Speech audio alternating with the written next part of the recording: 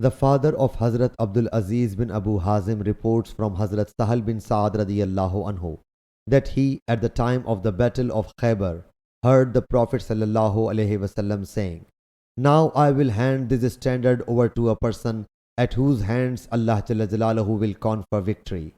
The people got up wishing eagerly to see to whom the standard will be granted. When it dawned, every one aspired to be given the standard. But he sallallahu alaihi wasallam said, "Where is Ali?"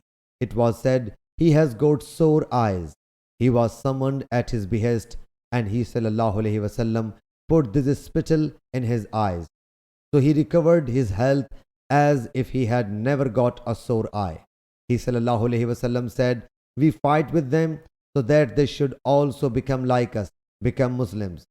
So you should reach their battlefield quietly and invite them to Islam and inform them of what Allah Jalla Jalaluhu has enjoined on them. So by Allah Jalla Jalaluhu, if a single person acquires guidance through you, that will be better for you than extremely costly red camels." Sahih Bukhari Hadith number 2942.